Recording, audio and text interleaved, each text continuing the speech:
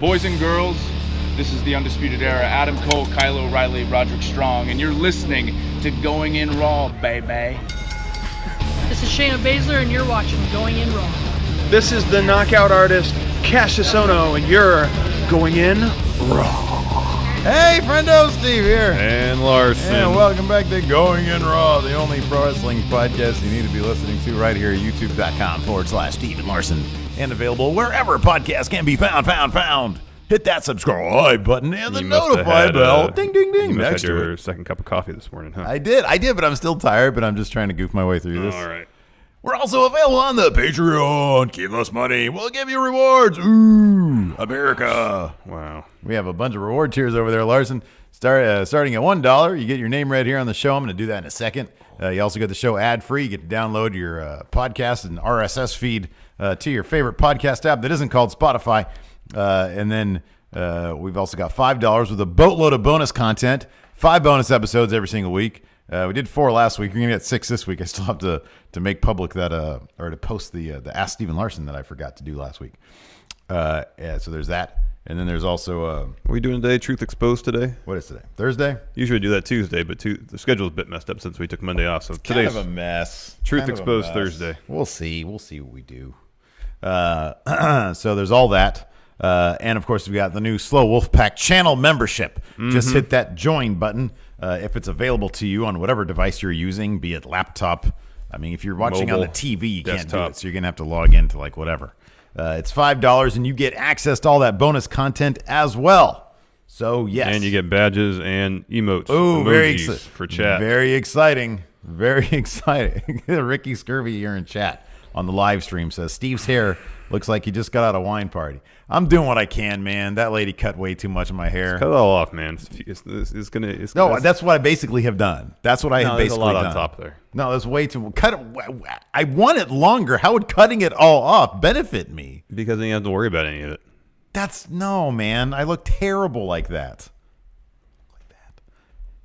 Terrible. Anyways, yeah, we're going to talk about all the writers leaving and getting fired on tomorrow's and the Friday show, news episode. Yeah. And All Elite finding a channel. Yeah, there's a lot of news, actually. There's a lot of things. So they're going to be on Pursuit also, huh? That's crazy. And Twitch. Don't forget Twitch. They're going to be on Pursuit. When I heard the news, I was like, oh, Turner's fine. But if they don't have a Twitch channel to stream all their shows on, they're nothing. Because how are they going to get those Twitch subs, Larson? That's where the big money's at. No, that's the small money's, actually. Absolutely. So there's all that. Yeah. Oh, and then this is exciting. Here, if you guys watch us live in the channel membership department, we've got Baked Potato Face squaring up. So happy. If you don't have access to it, just hit the refresh. If you're a member and you don't have access to it, I just uploaded it. Hit refresh on that live dashboard, and then you'll get access to Mr. Miz. Yeah, with Papa Miz with his baked potato face squaring up. So yeah. Anyways, good stuff. Oh, let me read some new patrons. Yeah. I think we got some new. We'll find out right now on 205 Live. Oh! Let's see here. The Man 99, Mrs. Sacco, and DJ Booty Dan. Thank you all. Are all new patrons. New. Thank you very much. Without the Patreon, we would be nothing. We'd be nothing. We'd be a bunch of regulars. Be a bunch of commons. That's what we'd be. Ooh, those are nice, huh? Yeah. I can't, but the problem with those is that it fits like crap. Like it feels like garbage on your foot. I think because you have the mid, not the highs. I think mine are high. Well, I mean, the mids are high, too. Okay. Well, I don't have like boots. I know. We're talking about shoes right now. Yeah, no, I think the highs are made from better quality leather. That's why. Oh, okay. Yeah. It's just the feeling I get. It's a gut feeling. Yeah, it was based on pictures. Like, it looks like supple, soft. Oh man, look at all the baked potato faces here in chat. And the mid looks stiff. Anyways, Lars, we're not here to ramble on about shoes. Why not? That's what your show Super Kicks. You want to do that? Just make your own podcast about Super Kicks. Yeah, you gotta I don't have time for that. Yeah.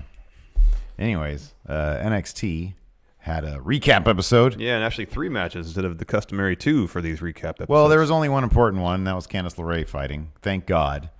She's actually wrestling, Larson. She got to wrestle in front of that large takeover crowd against a subpar opponent. But nonetheless, we got a Candice LeRae match. And we got a Candice LeRae victory, most importantly. Yeah, I was very happy about both those things.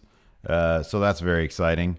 My favorite segment of the entire week, though, was Velveteen Dream's iPhone promo. Yeah, we'd already seen that, though. Oh, I can watch it over and over again. Yeah. I don't care. I'm glad they turned this a story because that's probably going to turn into a match, I would imagine. Yeah, they announced it last night. Did they actually announce Yeah. it? I just saw it on the spoilers. Buddy Murphy versus Velveteen Dream next week. They actually announced it. Oh, nice. Right on. I don't have to be coy about it then. Woo. Did you not watch the whole episode?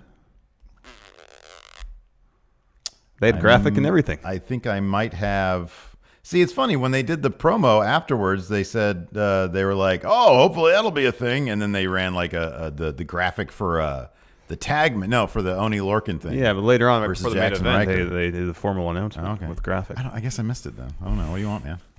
Gee whiz. I want you to pay attention. You want to take my fingernails? Go ahead. Yeah. Right there. Here. There you go. I got some scissors here. Have at it. I'll take the fingertips. Present them to me. Sometimes I look away. It's a freaking recap episode, man. I already saw this. Maybe that's why I already saw the Undisputed Era thing that preceded the graphic. So yeah, I don't know what you can do with that. You said fingernails. Yeah, that was a joke. I'm sort of done with that now. We can move on, please. Anyways, NXT UK had that match was kind of annoying. Which Travis Banks versus Cassius Ohno. Dude, the Rubik's Cube. What the hell is that? I've never seen that before. How is that not a finish? I know it should be. What? Like that was a pin right there, and I was sitting there, I was like, wait, really? That's not like have Cassius Ohno win that match and then have him do a thing. That was like the opposite of what Dragon Lee did to break Takahashi's neck. That was incredible. I know. I'd never seen anything like that before. That's a 3 count. That's like a 6 count right there. there. Should be. That was incredible. And then even Matthew from Botchamania, I was like, man, maybe I'm in the minority here. I was definitely going to bring it up on today's show. But then even he tweeted out, he was like, are you kidding me? And Travis Banks actually responded to him. Oh, what did he say? He said, well, it doesn't matter what he said. Something like, yeah, that's what I do as far as winning by roll-up or something. So why do I even care? Yeah. He responded, sorry, man. What is he supposed to say? I was told to kick out, man. I was told to kick out. Like, shoot-wise, it should be a finisher. Or kayfabe-wise, sorry, it should be a finish. We should do a top 10 finishing moves that really should actually be finishing moves that aren't being... A top rope Spanish fly. That should be a finisher. Give me a break. This Rubik's Cube thing, man, that's something else. Yeah, man. Oh, boy. Should really be a finish. And then we had a great grizzled young veterans whispered promo. Yeah, what the heck was that all about? I think they're in front of a lot of people, and it's kind of intimidating. That's just my speculation. Maybe. What's the deal now with everybody kicking out of Murphy's Law, too? No one ever kicked out of that. Now everybody's kicking out of it. Nomo. Remember Nomo? People figured him out pretty quick. Yeah. That's what it is. I think it was Daisuke, who we were thinking of. I swear, I don't remember that name. I remember Nomo. Yeah, Hideo Nomo pitched for the Dodgers in the early 90s. He won Rookie of the Year instead of Hall of Famer Chipper Jones. Early 90s? It doesn't make any sense to me. And yeah, I don't know if it's so much people figuring him out, but also with Daisuke, he had trouble like consistently hitting the strike zone throughout his career. He always walked a lot of people. So if he just lay off his breaking stuff and sit fastball. Somebody late 90s, early Well, here's the thing. Daisuke had like this pitch, I can't remember what it's called, that no one could figure out, but then people figured out, if I just don't swing at it, he can't throw it for a strike. That wasn't it.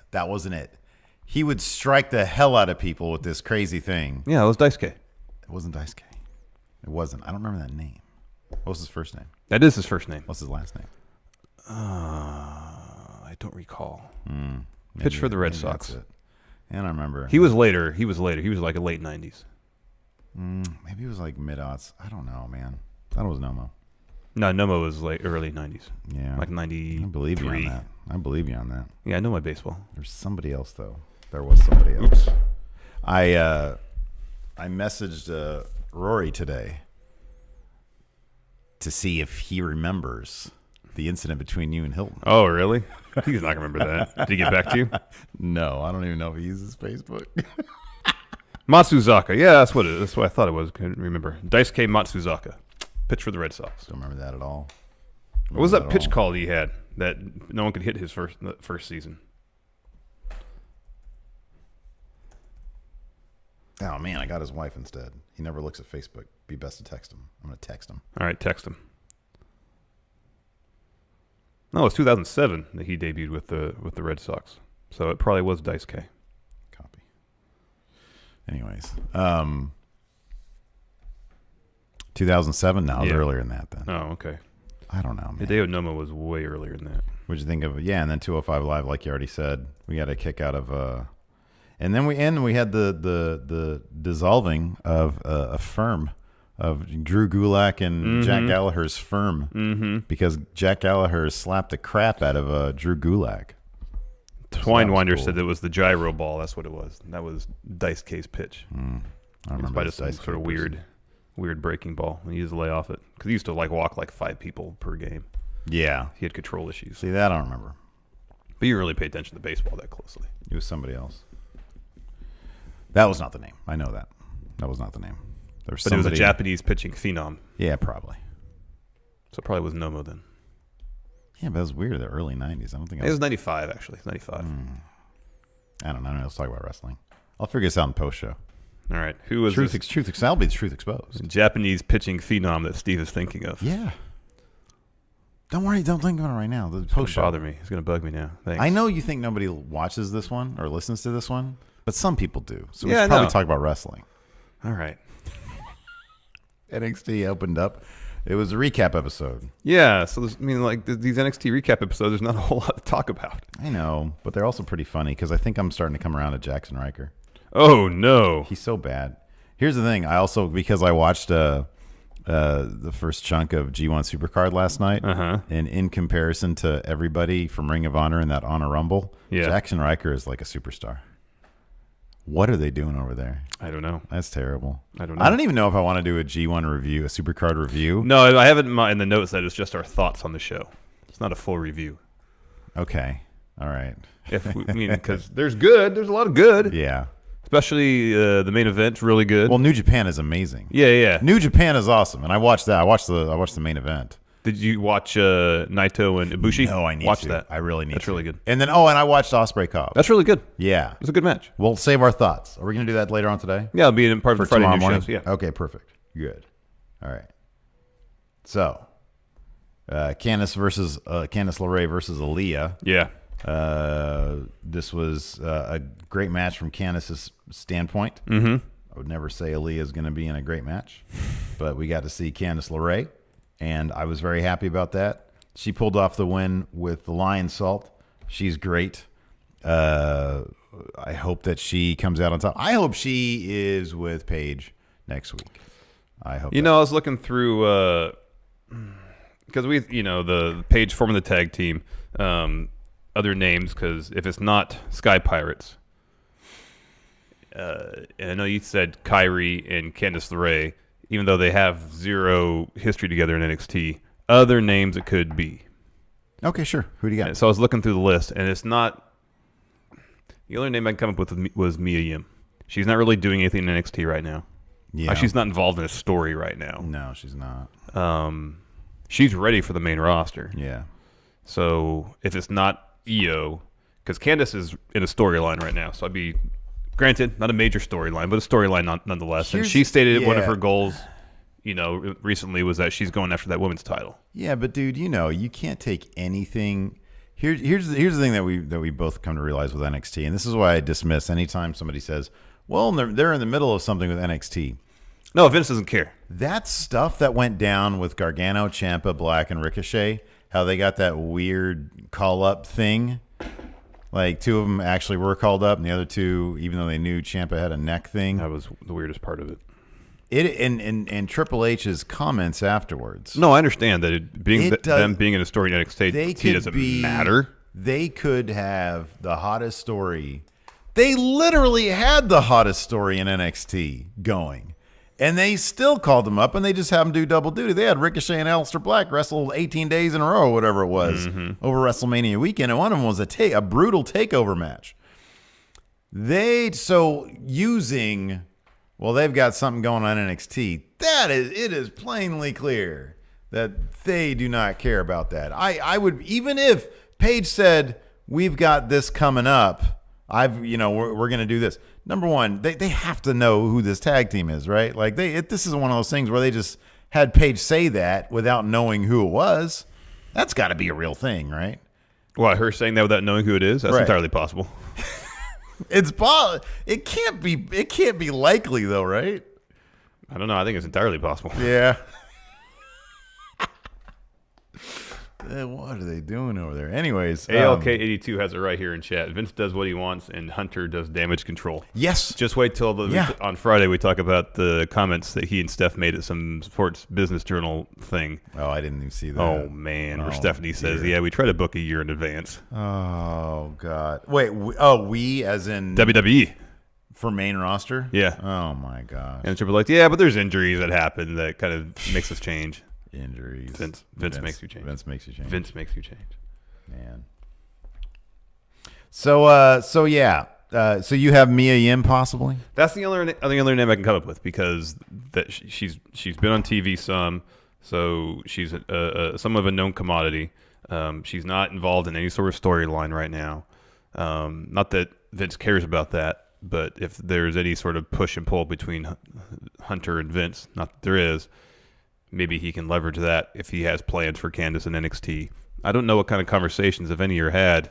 So I know he said, like, Vince says, I want this person from NXT, that's that. But at the same time, like, if Vince goes to him and says, I want this person, Hunter's like, let's reevaluate. We got something in the works here. Let's see what we can do about that. He doesn't say that. I don't know. He literally said he doesn't. He just does whatever Vince wants is what the main roster needs. I sincerely doubt that Triple H has ever said, well, let's just, maybe in the case of Asuka, maybe because Asuka literally did everything. There was nothing else they could do, so they just vacated that title. Well, I wonder now too that the Gargano Ciampa thing was so weird because that threw everything out of whack. That was weird. Gargano was gonna beat Ciampa for that title because Ciampa needed to take time off, so it wasn't like that call up for Gargano was gonna be a full time thing, right? And he's obviously, if you look at that intro for NXT, he is obviously the centerpiece of NXT now. Mm-hmm. He is front and center, and then just off to the side is Undisputed Era. Yeah. So I don't know, man. Let me ask you this: who is along the same lines? Remember when Sonya Deville and Mandy Rose got called up? Yeah, well, Paige brought him up, yeah. And Riot Squad got called up. Yeah. Who is along the same lines as them? It's people who like kind of under the radar. I mean, Mia Yim is one good answer.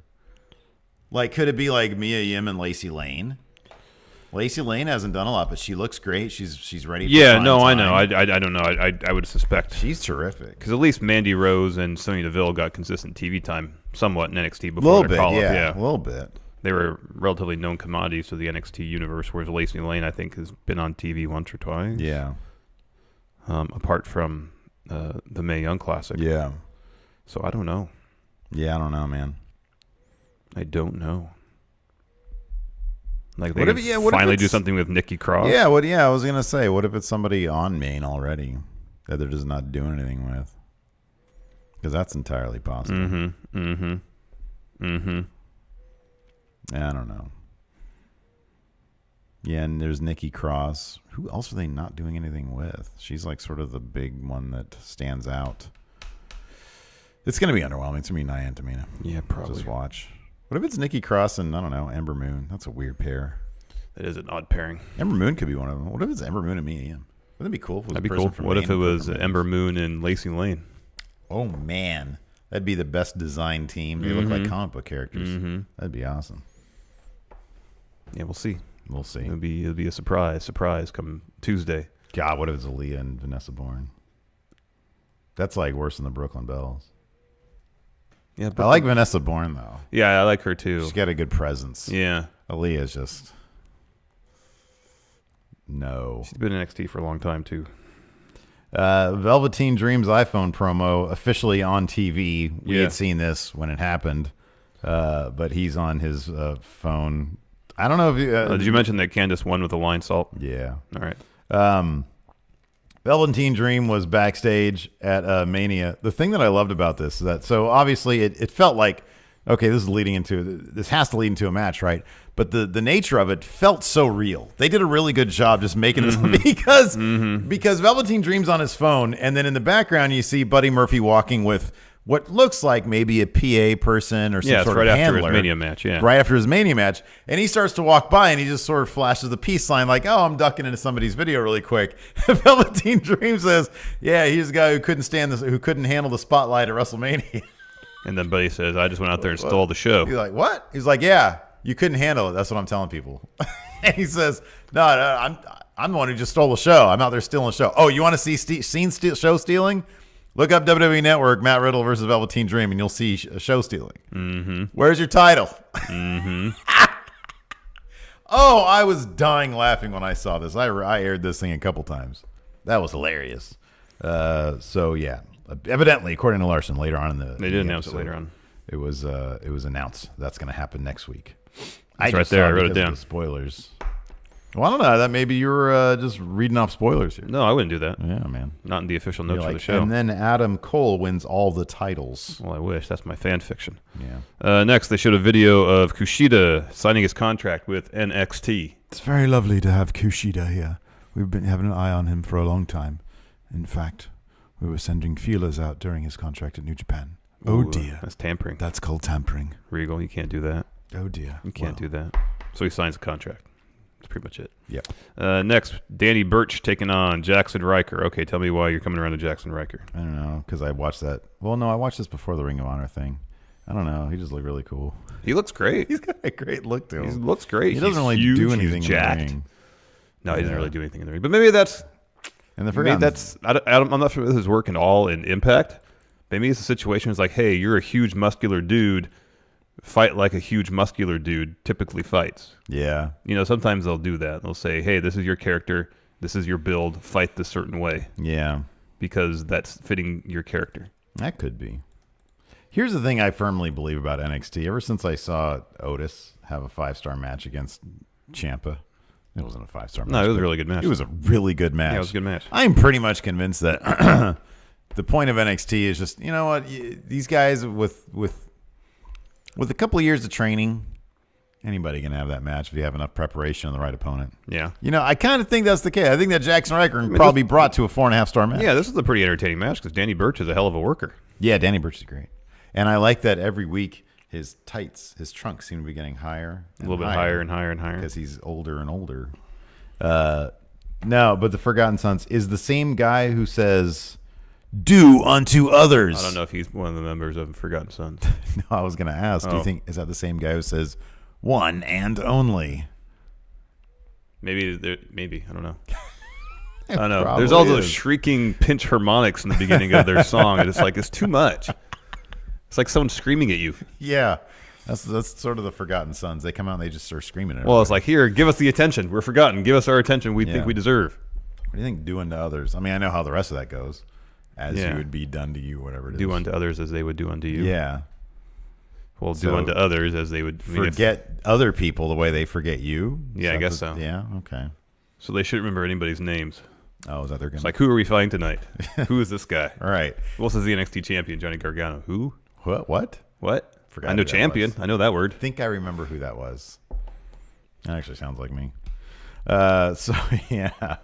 This is fun stuff though. Yeah, Oni Lorcan was out there facing NXT, heel on 205 Live. Oh, it's awesome. At one point, he takes out Cutler and Blake to give Burch, or to even the playing field for Danny Burch. Nonetheless, though, Jackson Riker picks up the win with the move they were calling a Widowmaker.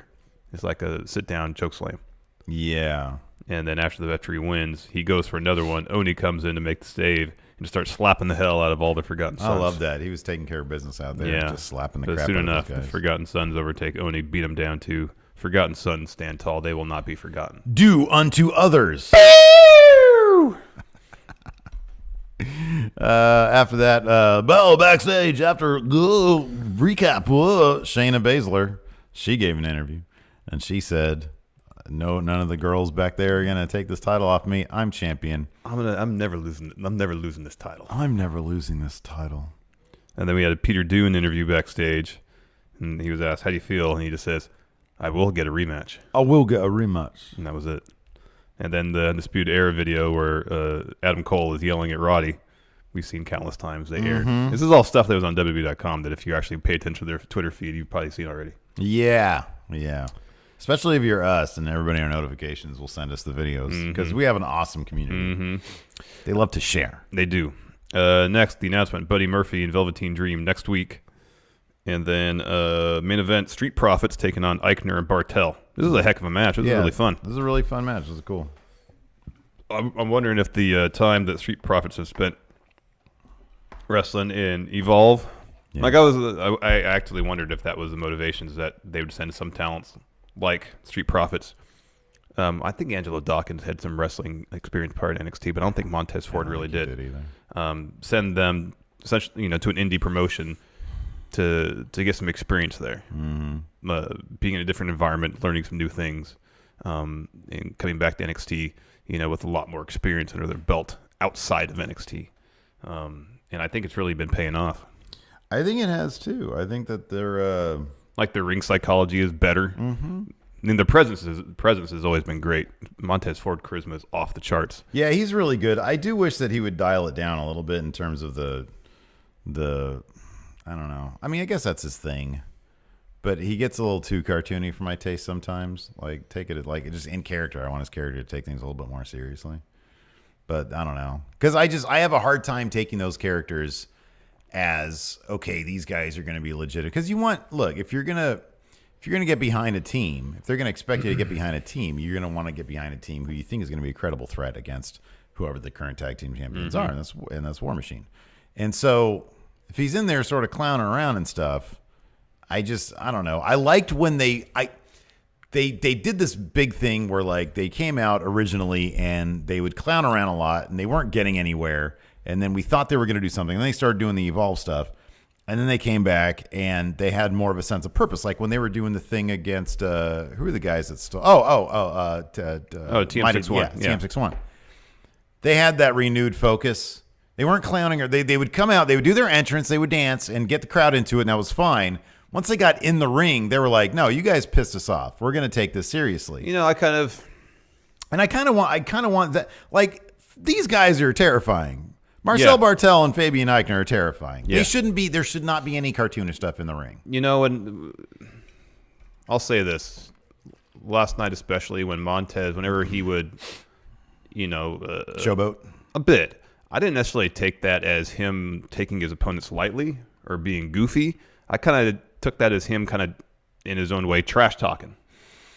Yeah, but I don't know, because he didn't do a whole lot. He didn't do a whole lot of the the dance and stuff during the match. Yeah, afterwards, before. Once you step foot in the ring and you sort of showboat to the crowd, I don't know. I mean, maybe you're right. Maybe that's just the way his Gary Payton trash talk. Yeah, that's how I took it. But I don't know. When I saw it, I was like, man, you're really not paying attention right now. But they ended up winning, so I guess it didn't really matter. But I don't know. That's sort of what I want to see.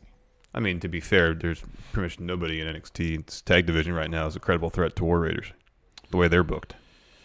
Well, outside of Undisputed Era. Well, I don't know about them right now. Yeah, but they're, you know what I mean. They're the types who can always get back. Yeah, kind of. But this way they've been booked of late. It doesn't inspire a whole lot of confidence. When Johnny Gargano can take out 3 of them all in one shot, I get what you're saying. Yeah. Yeah. But in any event, no, this was a fun match. It was fun. Hopefully, Eichner and Bartel can start putting some wins together soon enough. I don't know, man. They just dropped it to Kenny Williams and Amir Jordan. I know. Not looking good for them. They're really good. I really like them. They're really good. I really like them. They're really good. Yeah. Let's talk about NXT UK. Show kicked off with Travis Banks versus Cassius Ohno. A hell of a match. They gave it a ton of time. There's that spot where Ohno dropped Travis Banks basically on his head. That should have been the finish. It really should have been. It should have been the finish. It really should. You know, this reminded me of, didn't Cassius Ohno fight Darby Allin in Evolve? Yeah, I think so. It kind of reminded me a little bit of that. It was like just a really big. I know like Travis Banks is a little bit bigger than Darby Allin, but I see a lot of like I think it was in PWG Darby Allin to take on what's his face was that big dude Brody King. It was really, really fun matches. Maybe it was in Defy. I forget. Really, really fun matches. That little dude just get thrown around. This reminded me a little bit of that, especially when he hit that Rubik's Cube. I'm like, oh my God, that looks like something that he would have done to Darby Allin. Yeah. I really wish he would bring in Darby Allin. I think he's fantastic. Apparently he's a free agent now. I really wish they'd bring him. He was in an episode of Being the Elite, though, The too. problem is there would be no way that they wouldn't put him in 205 Live because he's really small. Yeah. But if he went to All Elite, there's no cruiserweight He'd division be better there. off in All Elite. Yeah. He really would be. And they could bring in Priscilla Kelly too because they're a thing. But no, it was fun. It was like Cassius Ohno basically kind of tossing around Travis Banks and Travis Banks trying to counter that. Yeah, and Ono started working over Travis Banks' right shoulder, which he had previously injured at some point. And so Travis Banks was like trying to pop it back in place and stuff like that. Yeah. It was an interesting story. And then Banks would occasionally gather up or muster up the strength to hit a move, like he had a Kiwi Crusher, which is an impressive feat. Because Ono's not a huge dude, but he's a big dude. No, you can say he's a big dude. That's a hoss right there. Yeah, Ono kicked out. And then Ono hits that Rubik's Cube for sort of like the move where that Dragon Lee hit on Takahashi that unfortunately broke Takahashi's neck, but just the opposite way. So rather than Ono tucking Banks' head behind him, it's in front of him like that and like just drops him on the back of his head and his shoulders. Like, that should be a finish. Get out of here with that. Like you're already in pin position. I know. Like you just don't do anything. Like just drop him and stay right there. And then that should be 3. Yeah. That's like I said, that should be like 6, man. And also, like I said, when you can see the formula of Cassius Ohno comes in, talks trash, all these people are disrespectful. He lays somebody out after their mat. Like we saw this a million times in NXT. Can that dude get a win first? Can he get a win first? Like 2 convincing wins against Travis Banks. Like where he hits him with this, and then Travis Banks figures out a way to get out of the Rubik's Cube. I know. And then eventually gets picks the up win. the win and wins the feud. Yeah, I know. Come on. Number one, who wouldn't want to see 3 matches against both these this match guys? was really good. It was really good. Cassius Ohno doesn't put on bad matches, and Travis Banks doesn't put on bad matches. I mean, this should have been a feud that went into the next NXT UK takeover. Yeah, making it like a false count anywhere or a last man standing match. Who wouldn't want to see that? I know, that'd be great. So yeah, I don't know. They consistently drop the ball with Cassius Ohno. I mean, that's been his history in NXT. It's like, and I get it. I know. I mean, from what I understand, like he's in there to make stars. But come on, he's a star. I was like, there was that little piece of me, and I knew it wasn't going to happen. There was that little piece of me, and I knew obviously it wasn't going to happen. But when Sheamus Cesaro came out on SmackDown. On Raw. No, SmackDown, when they were like, we want to do a 6-man tag match. Yeah. And I was like, as soon as he said that, I was like, man, how cool would it be? Oh, if they brought Ono in? If it was Ono. And I knew it was going to be Drew, but how cool would it have been? Yeah, it'd be cool if it was Ono. Man. Lost opportunity there. Just they never give us exactly what we want. No. I'm not trying to be entitled here, man. It's just Just give me what I want. You know what I want, WWE. No, give it to me. You know give me what I want, Vince. Give me what I want. Give me what I want. You got Finn, AJ, and the club. Just form Bullet Club. Just do it. Well, they can't call it Bullet Club. I know, but you can call it something. There's plenty of cool names out there. Club. Ammo Group. And with Travis Banks, there's a sequence where they were trying to roll each other up. Travis Banks got last roll up. He won. Yeah. It's a good match. Ono should have picked up the win here. If they want to have Ono kind of cut corners or something to lead to this Rubik's Cube bit, that's fine. Yeah. Have him cut a corner. That's a finisher. Yeah, Rubik's Cube is, I've never even heard of that move before yesterday. It's a finisher. Tranquilo, man. Ah! It should be a finish. Next, we had a great Jordan Devlin interview. This was awesome. Never bet against the Ace, Steve. He wants Walter. I've been winning for months now. And he's probably thinking his odds are pretty good. He just beat Walter and OTT for their title. He's probably thinking, I beat him once. What's one more time? I saw this video of a guy who looked a lot like me beating a guy who looked like a lot like Walter. In fact, it was me. And it was Walter. It was the Irish Ace. And it was Walter. I'm beating people went crazy. Do you want people to go crazy here? I'll beat Walter. Never bet against the Ace. Yeah. Pete Dunne just lost. You know what makes him? Loser. I've been winning here for months. You know what makes me? Winner. Oh, he's so good. Never bet against the Ace. Jordan Devlin might be my favorite guy in NXT UK. I don't blame you. He's good. I don't blame you. He's great. He is great. He's great. Next, we had Piper Niven's in-ring debut against Killer Kelly. Piper's great. She did a fun splash at one point. Yeah, man. That was awesome. Yeah, she's great. Picked up a win with Cannonball in the corner, followed by Michinoku Driver. Mm-hmm. Rhea Ripley runs out. She tries to get in the ring. Piper turns. She stops. Yeah. Then she leaves. Yep. Apparently she's got a foot injury. Foot injury. That should be out for another month or two or something like that. Yeah, I think it's She's like out 2 for months. a while. Yeah, that sucks. Yeah, no. Well, time goes by fast. Just have Piper and Evan keep on squashing I everybody. mean, she's only going to miss like really one set of tapings. Right. Next, a brief Mustache Mountain interview. They were at WrestleMania. This, honestly, it just felt like a fly on the wall. Like, I know the camera was right there and everything, but it just felt like Radzi was talking to Trent. Because they were saying, did you fly first class? Yeah, right? Exactly. Yeah. We'll put in a word for you, get you sorted. Let's go mix it up with the boys. Yeah. That's what Trent Seven said. All good friends over there. Mark Andrews, Flash Morgan Webster, they're in there right now. Yeah, let's go mix it up with the boys. Yeah, I think they had an access match or something, didn't they? Probably. I don't know. This was great. Just give these guys a network show. Yes! Yes! Yes, yes, yes. Yes, a million times. Just get it over with already. Give them a network show. Let's go mix it up with the boys. Next, grizzled young veterans promo.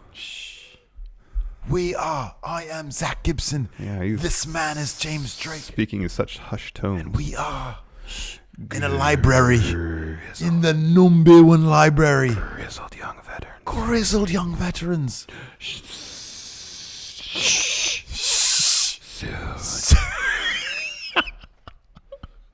Soon to be recognized as the quietest tag team in all WWE. Essentially just calling out everybody. Listen, So it means they're going to get Kenny Williams and Amir Jordan. I should be at home watching football. Liverpool. It's the back end of the Premier League. But Back end. Johnny Sid Scaler, dragged us out here to the States. Now we have to do this. Soon. Shh. Sorry. All right, next we had Jack Stars versus Joseph Connors. Gee, I wonder who won this match. Joseph Connors did. Joseph Connors won this match. Joseph Connors won. Before this match went down, did you know who was going to win this match? Joseph Connors. I knew Joseph Joseph Connors is going to win. He's going to hit Don't Look Down, and then he's going to win. That's exactly what happened. He did it. He did it, He man. did exactly I that. feel like it's more competitive than it probably should have been. Hey, but they're doing the Crisis of Confidence. Like, the commentary was really pushing. Man, he lost against Ligero. Wow, Connors is kind of garbage after these. After talking a lot of a pretty huge game, he comes in and drops a bunch of matches in a row. Man, he's garbage. Oh, he won. Slightly better than garbage now. He beat Jack Stars, the guy who's best known for having his chest annihilated For by having Walter. Walter's hand imprinted in his chest for weeks. He's slightly less than garbage. I like Joseph Connors. Me too. I think he's great. This odd booking. Slightly less than garbage. This weird booking. Oh man! After that, we had another Dave Mastiff vignette where Yeah, he he was said talking about how his dad was like, "Hey, be tough guy. Don't be sensitive." he never said "I love you," but I know he did. Are you sure about that, Dave? Are you sure about that? Yeah. Maybe he didn't love you. I don't know. Maybe he loved Eddie Dennis more. Hard time believing that. Where's Anyway. Eddie Dennis? He's on his. Didn't he say to take some sort of exodus or something?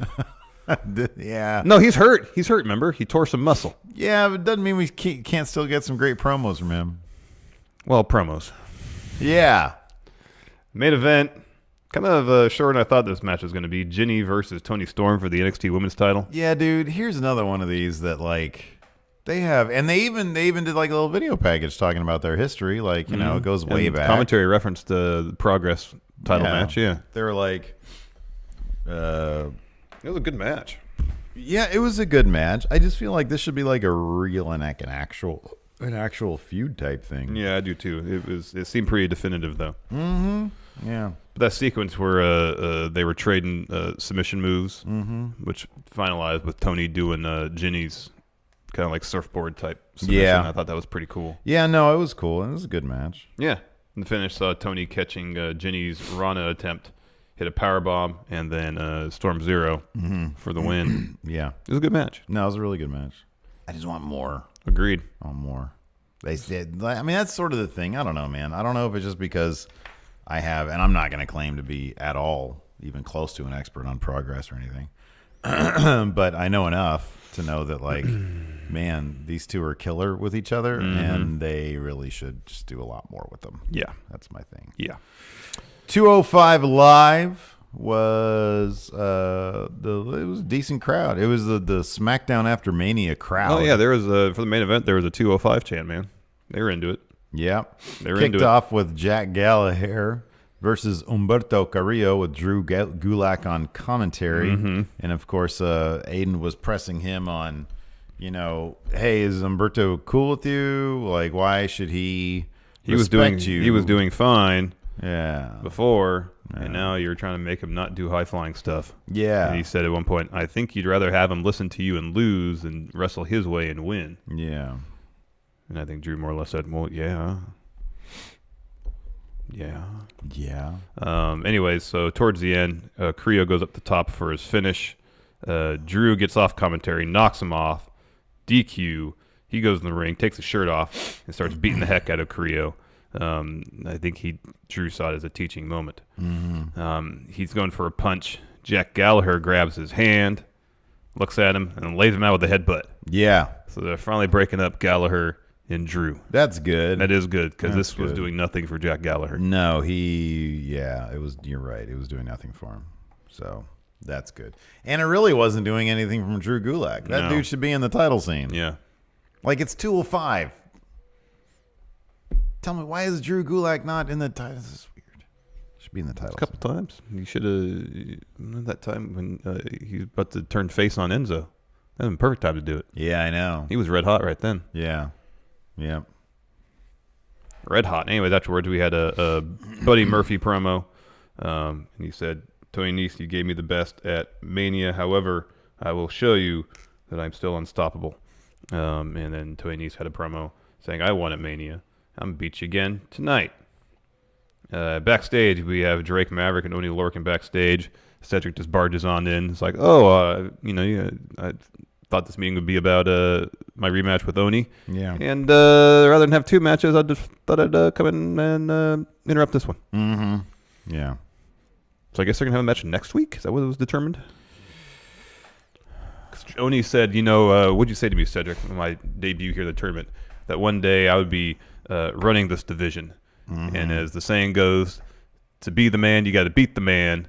So we'll find out next week if I can beat the man. Yeah. Yeah, I think it was next week. Yeah. I think it's next week. That'll be a hell of a match. Boy, that'll be good. Give those guys a half hour.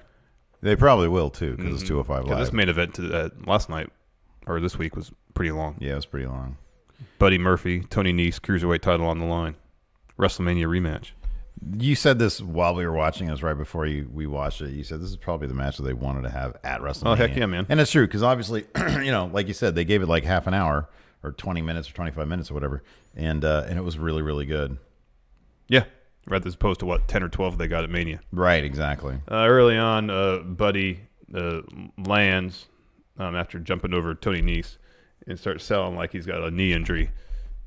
But he was faking it. Lol. He gets up. He attacks Tony Nese. Tosses him into the ring post. Dong. He has the advantage for a while. Starts tossing Tony Nese around the announce table. Back in the ring. Hits a V trigger.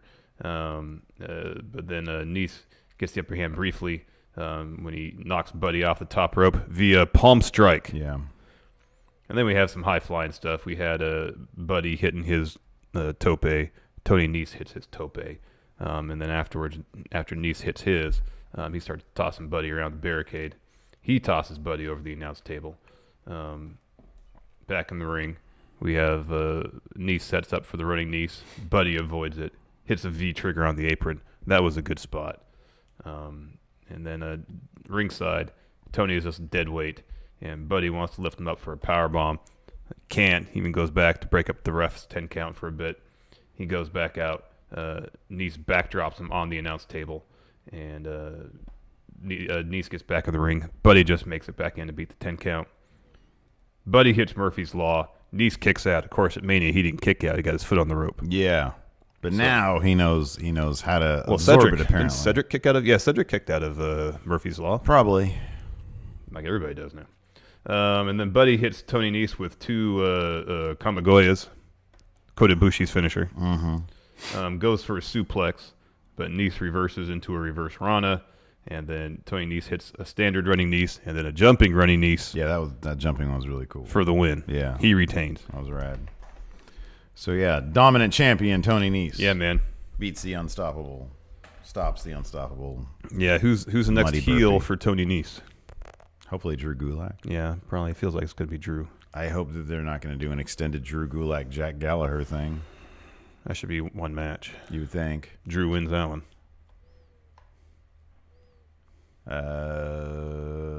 Wouldn't it be interesting if Carrillo helped Drew beat Gallagher? Oh, that'd be cool. That'd be kind of neat. I love Humberto Carrillo. I think he's really good. I mean, I guess it could be Canellis. It could be Canellis. He needs to start winning more, though. He needs to get a couple of actual wins first, though, yeah. But he's really good. Yeah. You see he was walking around the crowd at Mania before the show starts. I did yelling. see that, yeah. He's going crazy. Yeah, man. Look at me. All these people love me. People are just like, hey, what's up? Who's this guy? I know. I was flipping around Pluto TV last night, and I came upon the Impact channel. Oh, dear. And the match was EC3. It was from 2016, EC3 versus Mike Bennett.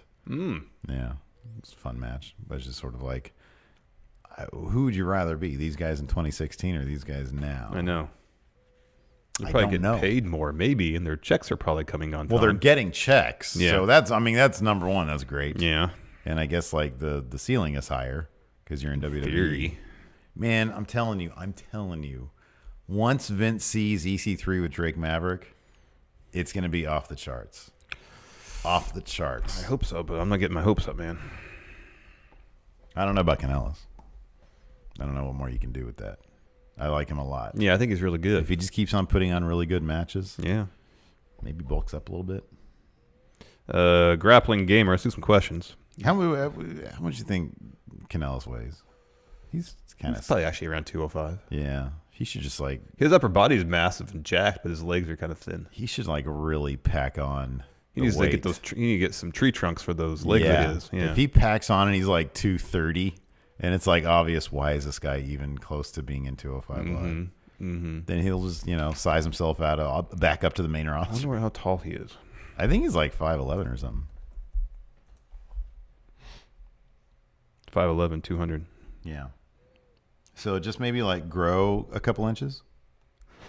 Well, I don't think the height is an issue because That's impossible, anyways. That's a Braun Strowman. no, that's good. Oh, Who is that? That's Mike Knox. I don't know. My picture of Mike Knox shows up. I mean, he's beefier there. Yeah. Bennett is. This is the bulk up, man. I'm telling you. Gain 15 pounds of muscle. He's thicker there too. Gain 15 pounds of muscle, and everybody be like, how is it even possible this guy's in 205 Live? They're going to have to do the old Buddy Murphy storyline. Yeah, he's pretty. I mean, I look at Buddy Murphy, and I'm like, why is he in 205 Live? yeah, he doesn't look like he's 205 pounds. He's massive. He doesn't. He's huge. How tall is But I think that's the thing about Buddy. Buddy. He's short. I think he's like 5'9". 5'8" or 5'9"? Oh, Oh, he's he's 5'11". Okay. 203. So wait, hold on a second. Well, no, wait a second. No, You I know. can't tell me that Buddy Murphy is the same height as Mike Bennett, And and only 3 he's pounds only heavier. 3 pounds heavier. Get out of here with that. Yeah, no, that's not legit. Probably legit. Buddy Murphy's probably like 210. We're like 215. Yeah, he's got massive. a lot of muscle on him. I know. I imagine his legs are thicker than Bennett too. Oh, big time. Yeah, they are. That dude's in pristine shape. Oh, Buddy yeah. Murphy. Yeah, he is. He's great. Well, how tall is Tony Nese then? He's short. He's man. a little shorter. He's than, short. He's probably 5'9", 5'10", 5'9", Yeah. 5'9", 196. He's billed as. Even he's probably like 205. Because he's thick. He's a thick dude. Not Yeah. thick. No, he's probably about. He's got a lot of He's muscle. probably on about him. 200. I wouldn't be surprised if Bennett's a little heavier and 200 what they bill him as. Yeah. Let's take some questions. Okay. What do you say? Grappling Gamer. Good morning, you marks, and good morning, Friendoverse. Welcome, Grappling Gamer. Welcome, Grappling Gamer. BreakingControllers.com. Someone said Lars is the baby Snitsky kicked. Is the baby Snitsky kicked is now Lars. I Yeah, saw there's a that great meme. Yeah, I that's saw that awesome. Hafty here in Discord says Enzo and Cass, now NZO and Cass XL. Kaz XL are back together as Free Agent Z. They did a cut of promo for a new shirt they have. Is it? Are they in Ring of Honor? Last I heard, not officially. They haven't really, no deal has actually been signed. Yeah. Scarlatista's nose ring, Dan, points this out. And I didn't mention it, but I was paying very close attention. James Drake, silence alternating smile snarl, was very entertaining while Gibson did his whisper promo. It was. Yeah. He would like smile and then snarl and smile again, seemingly with not responding anything that Gibson was saying. Yeah, it was his alternating animations pretty much. Patrick Sparks, Aaliyah is Matt Taven of NXT. Get off my screen now. Yeah, kind of. What is that thing that Taven wears to the ring? That big purple and black like smock or whatever it is. It's so ugly. Yeah.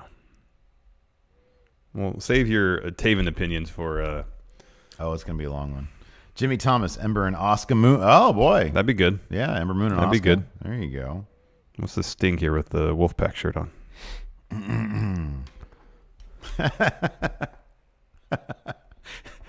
So Scott Steiner's Mike Skills says, guys, I don't want to say you're getting ripped off, but you totally are. In WWE Champions mobile game, new character Wolfpack Sting is totally wearing a slow Wolfpack shirt instead, so go get your royalties. It's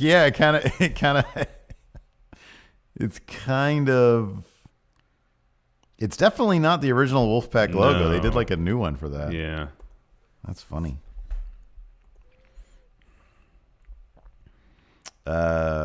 Jimmy Thomas suggests Arya Daivari is a potential heel. I mean, that's a good win for Tony Nese right I there. like Arya Daivari too. I think he's really good. Yeah, and there's no threat for him taking that title off Nese. That's for sure.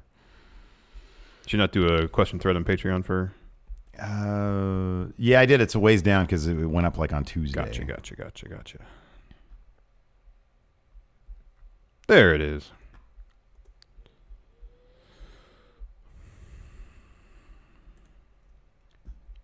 Taking the long way there right now. Yeah. Oh no. And ever since Patreon did their new thing, it's just every time a website updates, it's slower. Yeah. It's always slower. Wolfpack for life. Which brand would Pete Dunne fit on most? Take the likelihood of good, bad booking out of the decision. Imagine a feud between him and Finn Balor for the Intercontinental title. Yeah, that'd be great. That would be great. He feels like a Raw guy. He does. I don't know why. Feels like a Raw guy. TNA for life. Am I the only one hoping Gulak gets moved to SmackDown next week? Oh, boy. That'd be good. Boy, that'd be great. Mm-hmm. That'd be awesome. I tend not to think about that stuff just because I get my hopes up. Like this whole Page tag team thing is totally going to be Nia. It's going to be the most underwhelming thing. It's going to be Nia and Tamina. Probably. Cody Wrestle Lee, since you guys are making a count out for all the moves that should happen next week in the shakeup, what are some moves that absolutely should not happen? Well, Seth and the Universal title going to SmackDown. Well, I don't think they could do. They have to change the whole color of the strap. They'd have to go, and then the New Day would have to go to Raw. That didn't make any sense. Mm-mm. So that should not happen. What else should not happen? Did you say you like Braun moving to SmackDown? I don't mind it. Maybe get him out of that kind of celeb match purgatory he's in. Maybe. I just feel like some people he would benefit from just a change of scenery. Mm-hmm. Some fresh creative minds behind his creative. Although I guess Road Dogg's not going to be one of them now. Yeah, I wonder how much of that load Road Dogg was actually carrying. Yeah, I don't know. Demas Perez, with people like Trevor Lee, ACH, and Kushida in WWE, who do you see being the next Cruiserweight champion after next year's WrestleMania? Man, Humberto Carrillo. Yeah, that's probably a safe bet. My prediction skills. Yeah, we were kind of, for Matt Chat yesterday, we were reviewing our predictions from our predictions episode. Mine are bad. Mine are really bad. Let's see here. Ted Fugate. Fugate. When it comes time for Matt Riddle, Undisputed Era, Keith Lee, and Velveteen Dream to be called up, which brands do you guys see them fitting in with best? Riddle, gosh, he can go anywhere. I could see Riddle on SmackDown, Dream on Raw, Undisputed Era probably on Raw, and Keith Lee on SmackDown. Mm-hmm. I guess that's what I say. Emilio Rafael, do these NXT top guys, Undisputed Era, Velveteen Dream, Matt Riddle, etc., have what it takes to change the business? I don't know. As long as Vince is doing what Vince does, I don't think any particular talent's got what it takes to change the business. None of them. I don't even know, like, in what, I'm not being snarky here, but in what way? Like, what do you mean change the business? I don't know that. I don't know exactly what you mean by that. Master of Memes, Blake Whitehouse. You guys want more talent on 205 Live, at the same time you don't want good talent to go there because it's beneath them. How do you make a compromise? I think a guy like Humberto Carrillo is a good case where the guy's got a load of talent, but he doesn't have the brand that, for example, Kushida does. Because like if Kushida goes to 205 Live, you're like, this dude, Kushida did everything in New Japan. You're putting him on 205 Live, where it seems like, there's been a handful of examples of wrestlers on 205 Live who succeeded there and got moved up to something else. Kushida should be in the position where he gets moved up automatically just based on his resume. Humberto Carrillo, I'm not familiar with his work he did as Ultimo Ninja, but he was in NXT for a bit, had a few matches there, got moved over to 205 Live, and on 205 Live, he'll get to build his brand there. So you need guys like him who are young, who have a little bit of name recognition, who aren't already pretty huge stars in their own right. I agree with that completely. Yeah, I think if you've already been on, number one, I think if you've already been on main roster and you've had, like Finn Balor, he's obviously under 205 pounds.